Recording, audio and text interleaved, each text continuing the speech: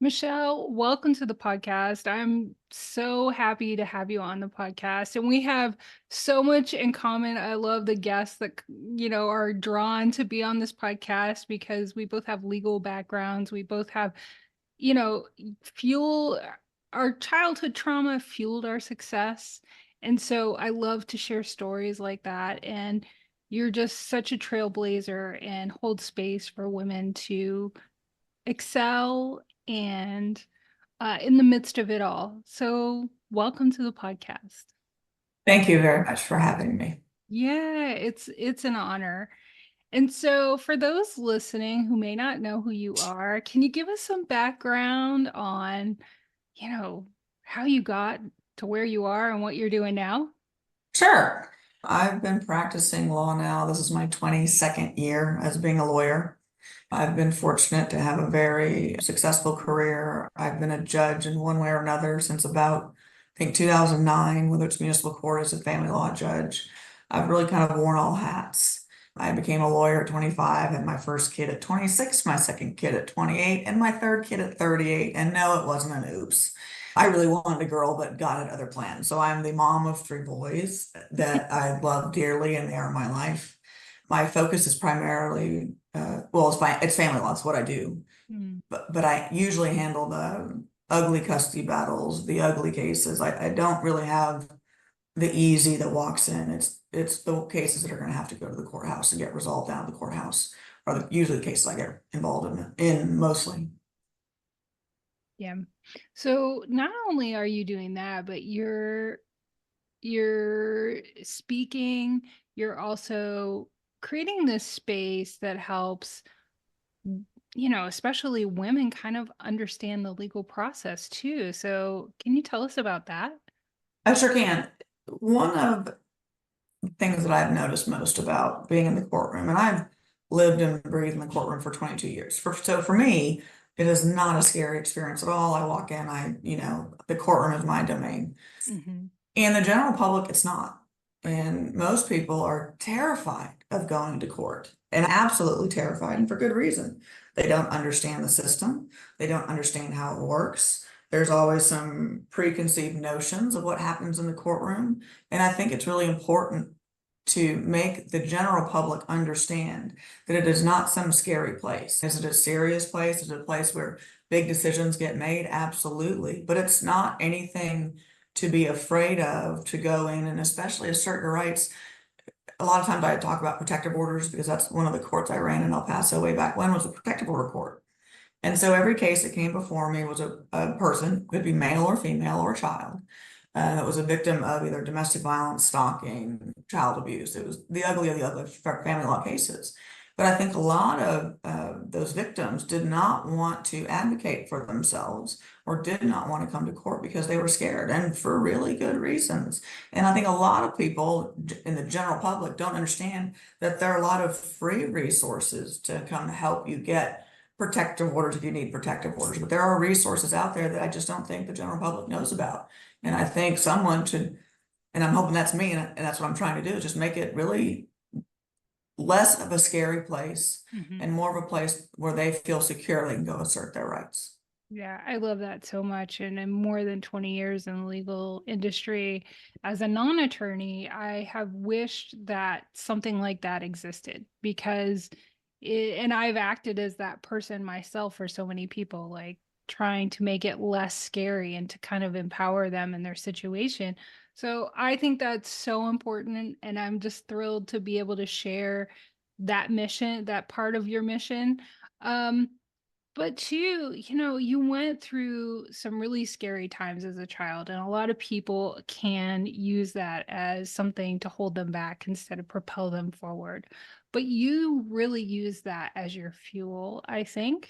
I don't correct me if I'm wrong, to kind It's of, my fire. It's not yeah, just fuel, it's exactly. Right. fire. There you go. And so I think so many are not sure how to do that, or not sure, they don't want to share what has, kind of fueled their experiences.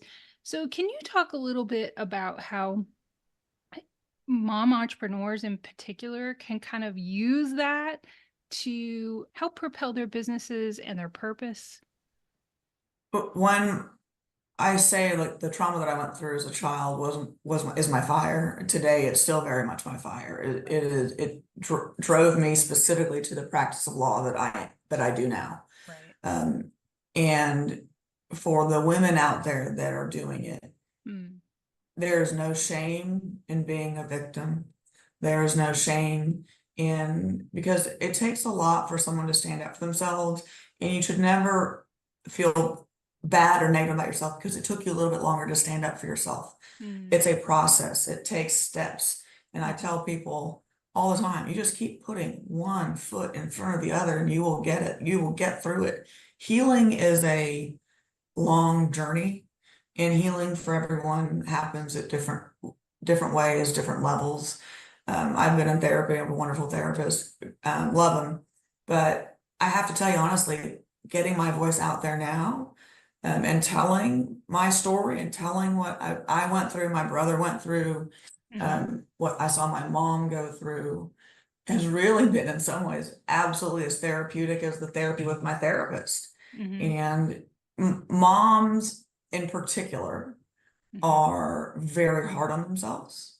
Mhm. We have such high expectations for ourselves and for what we do for our children that we don't give ourselves grace. Mhm. And it's okay to have a bad day, and it's okay to say, hey guys, I'm going to bed at 7 o'clock.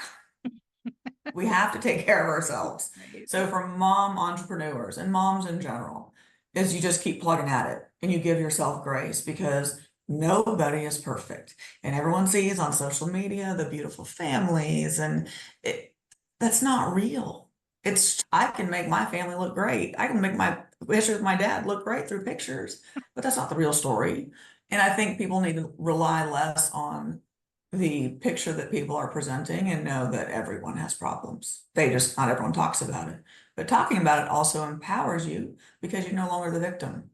Right. You stop giving away your power, you're owning what you went through, and you keep moving forward. Yeah. And I don't know if this is part of your story, but it was certainly part of mine, where it was kind of I tried to out achieve my trauma. And so I really love that you stopped in in the midst of your success. You also got therapy and got help, because that is not a weakness on any level. And so many people think, I've got it. I've look at what I've achieved. So therefore my trauma didn't impact me. And I think it took many years for me to understand that that was so not the truth. It's so like you can bury it as far down as you Yeah. want. It's eventually gonna come back up and Right. bite you in the you know Right. what. But this Yeah. also kind of like the truth shall set you free. It's the same thing. Right. It's yeah, that trauma, but Hmm. so many women don't want to ask for help. And I know I was one of those women. Right. To this day, I still struggle with asking for help. Hmm. Hmm. It's not easy to say, hey, I don't have this all handled. Hmm. Uh, and so to have a good support network or a good foundation where you can get the help is really important. And there's lots of resources out there that I just don't think many people utilize to the fullest extent. But Hmm. you need to you surround yourself with people that raise you up and Hmm. don't bring you down, Oh, yeah. because there are two different kinds of friends.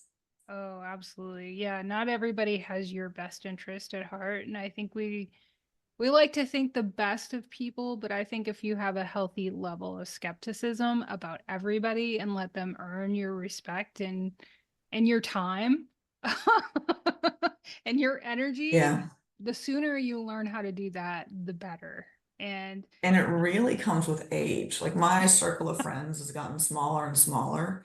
Um, Peace is priceless. It really is. I'm at the right. age where I don't want drama. No thanks, go away. I want No. my friend group to empower each other and Hmm. propel ourselves forward. Hmm. And that takes a while to find the right friend group, especially with women in particular. We're particularly catty and jealous when we're younger. And I think as we get older, we realize how much time we actually wasted. And if I could get those younger girls to figure that out and start forming those empowering groups at a young age, they will far outpace all of us, which is what we should want. Right. Yeah. I definitely see firsthand the impact on my daughters becoming an entrepreneur and not being able to run from things like my trauma and having to deal with that. And demonstrating what's possible and also advocating for other moms and women and empowering them to pursue their dreams. So, how have you seen that impact, or have you seen that impact on your family? And sometimes it's not always obvious. That's an interesting question for a couple of reasons. I remember very vividly in second grade, my mother, and this was when my parents got divorced, my mother held me by my chin and put my face to look up towards her. And she said, Michele, you get an education and you never depend on a man. To this day, it still gives me goosebumps because that was such an impactful statement for her to make, because I know what she struggled with being divorced from my dad. So that propelled me in part to where I am today. And I talk a lot about, I am, I embrace the trauma I went through, because sitting here today, I wouldn't be here without that trauma. So it served its purpose and it served to propel me forward. But where I see it in my boys in particular, because I've raised boys, is they have very much respect for women. My son, my littlest one, he and I sit and listen to podcasts in the car on the way to school or camp, wherever we're going. And true crime ones we listen to, but he listens to how these women are treated. He's like, Mom, that's wrong.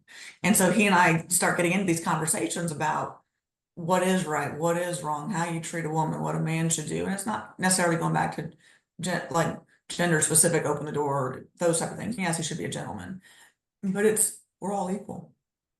It doesn't matter what color you are, what race you are, what gender you are, what doesn't matter. We all bleed the same red, and everyone deserves to be treated with respect. And so I love that my kids get to see a powerful mom, and also a mom that's very feminine. I very much embrace the red lipstick, and my nails are always done.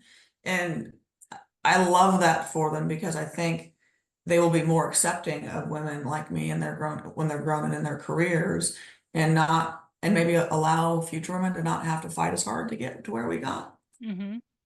So I don't know if that answered your question at all, but No, yeah, I mean, I see the impact on my boys. Yeah, I love that, because sometimes, honestly, the women I talk to and the women I coach, they're not sure about, they feel that becoming an entrepreneur and starting their business could actually have a negative impact. But I think that truly it makes us better mothers. It makes us better parents. And it has this effect on our children. And that I really like to highlight that, because it's not just for us. We're demonstrating, we're not just telling our children what's possible. We're embodying that. And so I think that that's a really important reminder.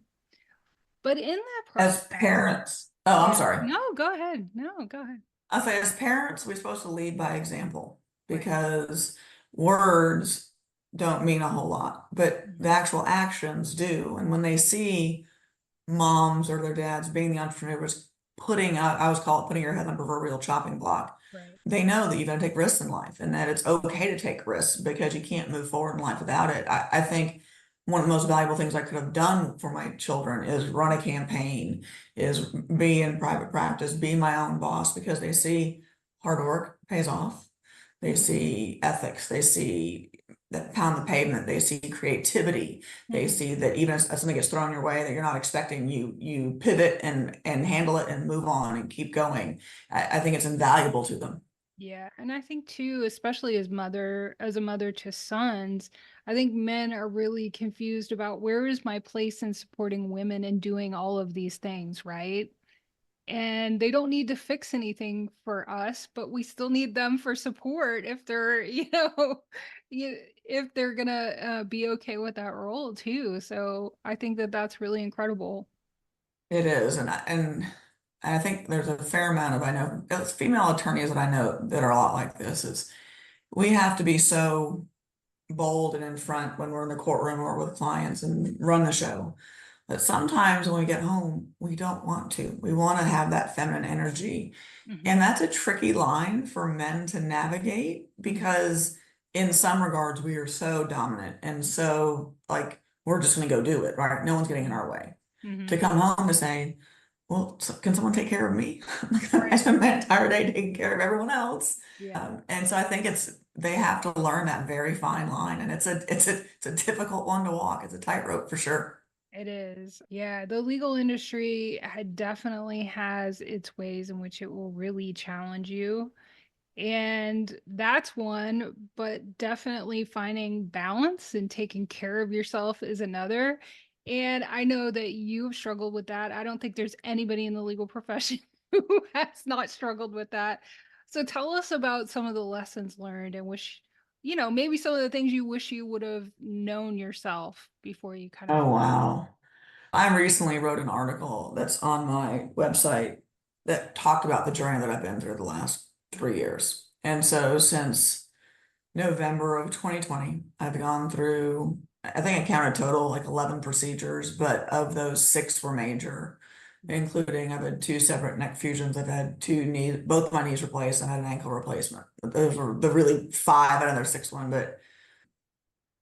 and I really attribute it to I ignored my health for so long because my priority was my children. My priority was my career. My priority was making sure my husband was happy and I was satisfying whatever needs he had. I met or tried to meet everyone else's needs but mine. Mhm. I had numbness in my hand, and going down my arm for about 5 years before I finally woke up one morning and I couldn't move like my neck and my upper back. And that's when I ended up basically in emergency surgery about 30 days later with cervical stuff. And I don't know that it would have gotten that bad if I had paid attention to the signs and symptoms. And so now, uh, and especially after my last knee replacement, which I'm 2 months post-op right now, Mhm. uh, it has really been a journey of I have to listen to my body and I have to stop when it says time to stop. Mhm. Before I didn't listen to it. I went and went and went. And Mhm. if I don't take care of myself, then I can't take care of my kids. Mhm. And that was the biggest takeaway over the last 3.5 years. Like I look back now over what I've been through the last 3.5 years, and I don't really know how I survived it. I don't. It was horrendous. I did the knee replacements 8 weeks apart because I couldn't walk anymore. I'd not been through an airport in 2 or 3 years without had wheelchair assistance. Every day it hurt to walk, and that being in pain makes you miserable and makes you not fun to be around. And I don't think I realized I dealt with pain for so long that I just managed it and it didn't manage it well. And so now 2 months, I have no more surgery scheduled. Thank God. And you look That was the amazing. last one. I'm Yeah. like, oh my gosh, I would be, Well, thank, I can't imagine. well, well, thank you. Yeah. Filters are great. But really, but being pain free now, I have a whole new lease on life that I haven't had in a decade. And so maybe you're seeing some of that. Mm-hmm. But at 47, I feel better than I felt at 37. Mm-hmm. Yeah. So that's the biggest takeaway is don't ignore Yes, your health. I love that. Don't, And, because your body will check out for you if you don't take care of it. And mine oh did. yeah. And if anybody listening to this has had a traumatic background, your brain really kind of is in this mode of you're disconnected with your body. You don't know to Mhm. listen. And so if that is something you think you might be experiencing, definitely seek help for that. I love that so much. I could talk to you forever, but I know you're short on time. I could too. I know. It's just, this is how I just feel about the women that I get to connect with on this podcast. I love hearing your story. And there's always great takeaways for our listeners. If you want our listeners to kind of take one or a few things from our conversation, what would that be? A couple of things. One, you will get through it. Mhm. You will. There is always tomorrow. You keep putting one foot in front of the other. You keep moving forward. Don't be afraid to put your head in the chopping block. Don't. Mhm. The worst thing that can happen is someone says no, and the best thing that can happen is some door opens. Mhm. And be okay with failures. I've learned more from the failures in my life than I've ever learned from the successes. Mhm. And it's because of my failures that I'm here sitting here today talking to you. So, and then I think the final part, especially for moms, Mhm. give yourself grace. Yeah. No one has to be Superwoman, and that's okay. Right. Sometimes what's really amazing is we put a lot of expectations on ourselves that nobody ever came to us and said, you got to be this or do that or whatever.